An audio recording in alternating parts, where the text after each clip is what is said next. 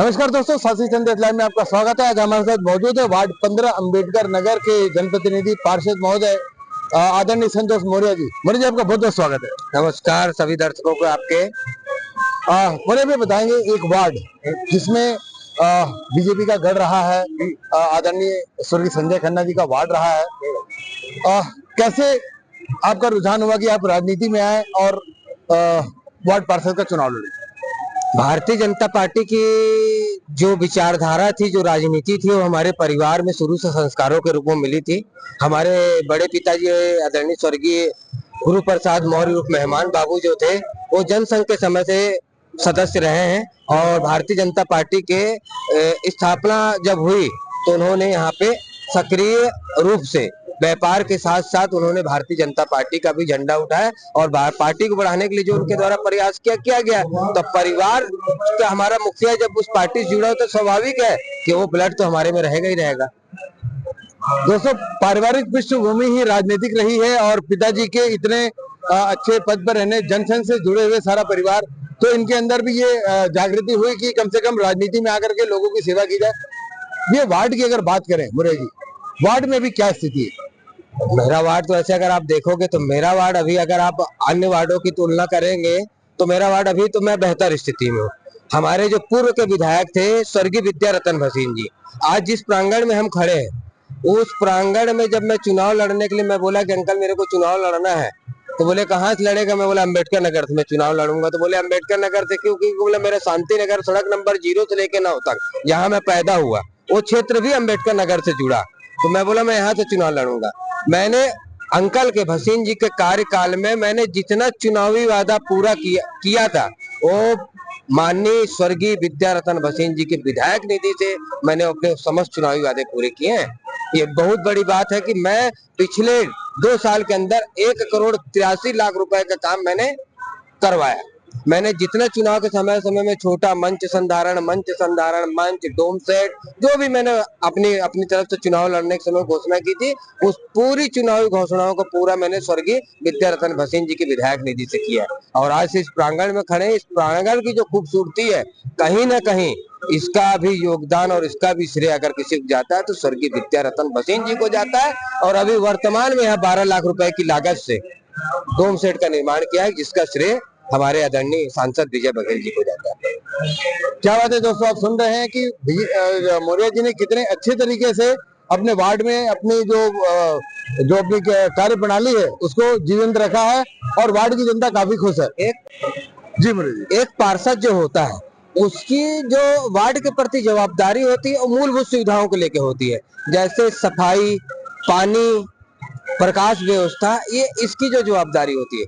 और ये मैं अपनी बहुत बड़ी उपलब्धि मानता हूँ कि मेरे पास, मेरे वार्ड के अगर पब्लिक का लाइट के संबंध में किसी भी प्रकार का शिकायत नहीं आता। मैं सैटरडे के दिन शाम को 7:30 बजे मैं घूमता हूँ, नहीं तो मेरे जो प्रतिनिधि है वार्ड का वो घूमता है, खंबा नंबर नोट करके आता है, मंडे के दिन वो लाइटें बन जाती है। सफाई मेरी रूटीन व्यवस्था में चलती है। सफाई को लेकर थोड़ा बहुत शिकायतें रहती है, क्या कि श्रमिक पट्टी और आवासीय क्षेत्र में कहीं ना कहीं थोड़ा तो फर्क रहता है और लोगों को क्या है ना, सफाई के लिए वार्ड वासियों को भी स्वयं जागरूक होना पड़ेगा, तब मैं 100% सफाई की जवाबदारी पर। और आज जो मेरा क्षेत्र है वो चालू होता है पंजाब बार से लेके सद्भावना चौक से लेके सड़क नंबर 9 और इस कोने में शकुंतला विद्यालय। इतने बड़े क्षेत्रफल में आज मेरे यहाँ 32 किलोमीटर नाली है, 32 किलोमीटर नाली है जिसकी सफाई करना है मेरे को। तो 32 किलोमीटर नाली की सफाई करने के लिए संसाधन उतने उपलब्ध होने चाहिए। श्रमिक वही है, 34 श्रमिक मिलते हैं, 4 लोग का बिजली आप रहता है, उसमें ड्राइवर हो जाते हैं, रोड सफाई हो जाती है, सब कुछ हो जाते हैं, तो 4-6 लोगों से काम कराना पड़ता है। और सफाई के मामले में मेरे को कहीं ना कहीं लगता है कि लोगों को, मेरे वार्ड वासियों को शिकायत हो सकती है। और हम लोग जो है, हम भारतीय जनता पार्टी के कार्यकर्ता हैं। हमने भारतीय जनता पार्टी की विचारधारा, मैं सन 6वीं क्लास पढ़ता था सन 93 में, जब पांडे जी उपचुनाव लड़े थे, बाबरी मस्जिद विध्वंस के बाद जब उन्होंने उपचुनाव लड़ा था, उस समय सदस्यता अभियान चली थी, तो उस समय पार्टी का पर्ची कटने के लिए आता था, तो 2 रुपए के समय 6वीं क्लास पढ़ता था, आज भी मेरे को याद है उस समय मेरी सदस्यता है। मैं भारतीय जनता पार्टी की युवा मोर्चा के मंडल उपाध्यक्ष के पद पर रहा और पार्टी के लिए संघर्ष करते हुए 3 बार चक्का जाम प्रकरण भी दर्ज हुआ।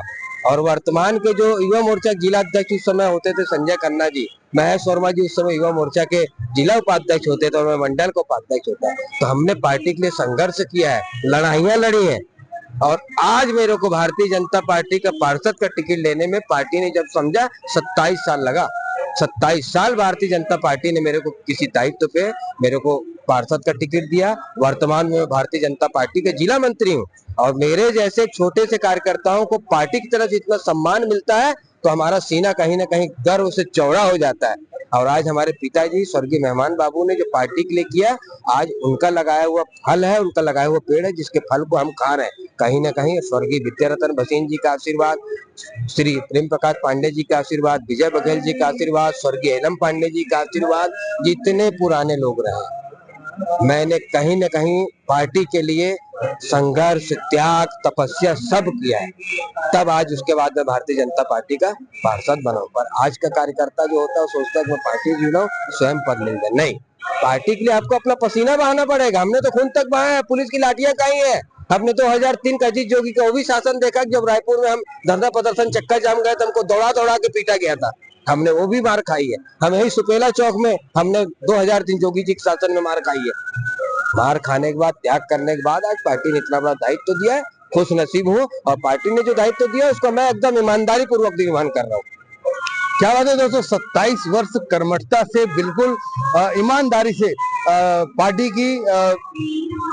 के लिए समर्पित भाव से काम करने के बाद आज उन्हें फल मिला है कि पार्टी ने इन्हें पार्षद का टिकट उपलब्ध कराया, और उपलब्ध कराया भी ऐसे कि इन्होंने जीत के दिखाया वो पद, और आगे भी इसी तरह से जुड़े रहने का इनका पूरा मंशा है और भारतीय जनता पार्टी के लिए ही काम करने के लिए ये बिल्कुल तत्पर रहेंगे। मोना जी, सुशासन तिहार चल रहा था जी। सुशासन तिहार में लोगों का एक कहना है, लोगों का एक शिकायत है कि आवेदन तो दिए, कुछ के तत्काल निराकरण किए गए, लेकिन कुछ को द्वेषपूर्ण छोड़ दिया गया, उनका निराकरण आज तक नहीं हुआ। देखिए, जो द्वेषपूर्ण बोल रहे हैं तो मैं तो ये बोल सकता हूँ कि शायद उन्होंने सुशासन तिहार को समझा नहीं। सुशासन तिहार का जो मूल उद्देश्य था, हमारे विष्णुदेव साय सरकार का, भारतीय जनता पार्टी की सरकार का मूल उद्देश्य था, वो हम कहीं ना कहीं 60% हमने उस लक्ष्य को प्राप्त किया। देखिए, सुशासन तिहार का तो पब्लिक आई, आवेदन लगाई, आवेदन लगाने के बाद उनकी छोटी नाली सफाई की समस्या है, पानी की समस्या, बिजली की समस्या है, उसका तो हमने तत्काल निवारण कर दिया। उसमें एक मांग थी, मांग के लिए, जैसे मैं ही अपने वार्ड के लिए मैंने मांग दिया है अपनी सरकार से 6 करोड़ के लगभग मैंने अपने वार्ड के विकास कार्यों की मांग की है। तो 6 करोड़ के विकास कार्यों के लिए तो सरकार को थोड़ा समय भी तो चाहिए। सरकार उसमें प्रावधान बना रही है, इंस्ट्रूमेंट बना रही है, उसके बाद उसका स्वीकृति होगा, राशि बंटन होगा, उसके बाद विकास कार्य चालू होगा। और हमारी सरकार है, हमको उम्मीद है कि सुशासन त्योहार में विष्णुदेव जी ने जो भी छत्तीसगढ़ वासियों से वादा किया है वो समस्त वादों को पूरा किया जाएगा। और जो बोलते हैं कि द्वेषपूर्ण, ऐसा कहीं कुछ नहीं है। देखिए, किसी की व्यक्तिगत शिकायत करके कोई सोच रहा होगा कि मैं लाभ ले लूंगा, तो ऐसी शिकायतों में कहीं ना कहीं नियमता ही कार्रवाई की जाएगी। अब उस नियमता कार्रवाई के दायरे में अगर कार्रवाई नहीं की गई तो उसको कोई गलत नहीं बोल सकता। नगर निगम भिलाई के आयुक्त के ऊपर आरोप है कि वो भेदभाव का काम करते हैं, काम सही नहीं करते हैं, पार्षदों को प्राथमिकता नहीं देते, किसी की सुनते ही नहीं है, इसलिए उन्हें हटाने का पूरा कार्यक्रम जो है वो कांग्रेस ही कर रहे हैं। और इसमें कुछ बीजेपी की भी पार्षद शामिल है, उनका भी कहना है कि आयुक्त जो है वो सुन नहीं रहे हैं। आप क्या मानते हैं? मैं, ये समय का चक्र का पहिया है भैया। आज से 1.5 साल पहले हमारी भी यही स्थिति हुआ करती थी, जब नगर पालिक निगम का कमिश्नर हमारी नहीं सुनता था, हमको मूलभूत सुविधा की राशि के लिए तरसना पड़ता था। और आज भारतीय जनता पार्टी की सरकार है, सुशासन की सरकार है, विष्णुदेव साय की सरकार है, और जो पार्षद आरोप लगा रहे हैं, किसी की व्यक्तिगत मंशा अगर पूरी नहीं हो रही है वो आरोप लगा सकता है। और मैं इतना जानता हूं कि आज वो हमारे सरकार के प्रतिनिधि के तौर पर नगर पालिक निगम भिलाई में बैठे हुए हैं, और कुछ पार्षदों के द्वारा उनके ऊपर आरोप लगाना, हाँ, उनकी कार्यशैली को लेकर नाराजगी हो सकती है, पर अगर आप व्यक्तिगत बात करेंगे तो उनके ऊपर व्यक्तिगत कोई आरोप नहीं लगा सकता। हम है, चाहे भारतीय जनता पार्टी का कोई भी पार्षद हो, कांग्रेस के भी कई पार्षद हैं, 2 4 5 70 पार्षद है, 70 में 5 अगर संतुष्ट है, 10 अगर असंतुष्ट है, तो क्या मायने रखता? कोई मायने नहीं रखता है। आज जैसे कांग्रेस ने धरना प्रदर्शन भी दिया था, तो कितने पार्षदों का समर्थन हासिल हुआ था। और आयुक्त महोदय की कार्यशैली है, और नगर पालिक निगम भिलाई के, मैं टुप्पो साहब के समय से इस नगर पालिक निगम भिलाई को मैं देख रहा हूँ, और अभी सबसे एक्टिव और सबसे सक्रिय अगर कमिश्नरों की मैं बात करूंगा तो आज हमारे श्री राजीव कुमार पांडे जी हैं। कम से कम वो सुबह निकल के 2 घंटा जनता को समय तो दे रहे हैं। उन जनता वो वस्तु स्थिति को देखते हैं, जमीन पर जाके देखते हैं। मैंने अगर अपने वार्ड के विकास कार्य की राशि की मांग की तो मेरे को बिल्कुल स्वाभाविक तौर पर बोलते हैं कि मौर्य जी मैं सुबह आपके वार्ड का भ्रमण करूंगा, मैं वस्तु स्थिति को देखूंगा, उसके बाद वो राशि आवंटित करते हैं विकास कार्य के लिए। इसमें कहीं भेदभावपूर्ण वाला आरोप लगाना वो सरासर गलत है। ये हुई आज की बात, प्रशासनिक बात। नगर निगम भिलाई में कांग्रेस का शासन है, कांग्रेस के महापौर हैं, उनसे अगर बात करें तो कैसा सहयोग प्राप्त होता है? अब देखिए कांग्रेस के महापौर हैं, पिछले 3.5 सालों से हैं और उनकी कार्यशैली है, हमको उनकी कार्यशैली को लेके हमको कभी कोई ऐसा नाराजगी नहीं हुआ। अब बाकी आप राजनीति से ऊपर से अगर उठकर अगर आप बोलेंगे तो क्या होता है, 70 वार्डों की जनता जब किसी महापौर को चुनती है ना तो उस महापौर का जो दायित्व है ना वो 100 गुना बढ़ जाता है। पर वो एक वार्ड के हम पार्षद, वो भी एक वार्ड के पार्षद है और 70 पार्षदों के बीच से उनको चुना हुआ है, तो उसके दायित्व में और डायरेक्ट जनता के चुने हुए दायित्व में जमीन आसमान का फर्क होता है। बाकी उनकी जो कार्यशैली है हमको कभी ऐसा प्रतीत नहीं हुआ ना उनके कि हमने किसी कार्य के लिए बोला है और उन्होंने मना किया है। वो नगर पालिक निगम, वो किसी पार्टी के महापौर नहीं है, वो नगर पालिक निगम भिलाई के महापौर है। तो उनको हर किसी को सुनना है, हर किसी की मदद करना है, हर किसी को कहीं ना कहीं विकास कार्य के लिए सहयोग करना है। मुन्ना जी, विकास कार्य तो लगातार चल रहे हैं, कोई और अभी और क्या क्या विकास कार्य आने वाले हैं जो? अभी मैं कुछ दिन पूर्व दिसंबर माह में 2024 में मैं आदरणीय विजय बघेल जी के माध्यम से मैंने राशि की मांग की थी। तो मेरे को उम्मीद है कि मेरे ये जो रामनगर बेल्ट है वार्ड नंबर 15 में 99 लाख रुपए का डामरीकरण कार्य और सेंट जॉन स्कूल बेल्ट में सीमेंटीकरण कार्य और पाथवे निर्माण कार्य के लिए 49 लाख रुपए की राशि, सड़क नंबर 3 और सड़क नंबर 2 की सीमेंटीकरण के लिए 38 लाख रुपए की राशि और शांति नगर सड़क नंबर 0 से लेके 9 तक की जो बैक नाली है जिससे हमेशा जनता को परेशानी रहती, उस नालियों का संधारण और उसका बैक नाली के सौंदर्यीकरण के लिए 81 लाख रुपए की राशि की मांग की गई थी। और मुझे अपनी सरकार के ऊपर भरोसा है, विष्णुदास देव की सरकार के ऊपर मुझे भरोसा है कि राशि मुझे जल्द से जल्द स्वीकृत हो जाएगी और मेरे वार्ड की जो छोटी मोटी समस्या है उनका समाधान हो जाएगा। पूरे छत्तीसगढ़ की बात कर रहे हैं, पूरे छत्तीसगढ़ में भिलाई नगर निगम कहाँ टिकता है? हमारा पूरे छत्तीसगढ़ में नगर पालिक निगम भिलाई जो है वो आप उसको दूसरे तीसरी पोजीशन पे रख सकते हैं। मैं ऐसा नहीं बोलता हूँ कि पिछले 2.5 सालों में कहीं ना कहीं विकास को लेके भेदभाव था, विकास के कार्य प्रणाली को लेके वो था, भ्रष्टाचार चरम पे था, प्रशासनिक अमले की कोई पकड़ नहीं थी। पर भारतीय जनता पार्टी की सरकार आने के बाद सन 1 जनवरी 2024 से नगर पालिक निगम भिलाई में कहीं न कहीं कार्यशैली में परिवर्तन आया है। अधिकारी अपने कार्यों के प्रति जिम्मेदार हुए। आज हम किसी अधिकारी को फोन लगाते हैं तो अधिकारी ऑन स्पॉट उपस्थित होता है स्थल पे और उसके बाद वो प्रयास करता है कि समस्या का निराकरण तत्काल किया जाए। और नगर पालिक निगम की जो कार्यशैली रही है वो कहीं न कहीं वो अपना छत्तीसगढ़ प्रदेश के अंदर भिलाई नगर पालिक निगम भिलाई अपना एक विशेष स्थान रखता है। और नगर पालिक निगम राजस्व की दृष्टि से हो चाहे विकास की दृष्टि से हो, कहीं ना कहीं उसका एक स्थान है और सम्मानजनक स्थान है भिलाई नगर पालिक निगम भिलाई का। हमारा भिलाई स्वच्छ भिलाई सुंदर भिलाई, स्वर्गीय विद्यारतन भसीन जी का नारा था सन 2005 में। क्या बात है।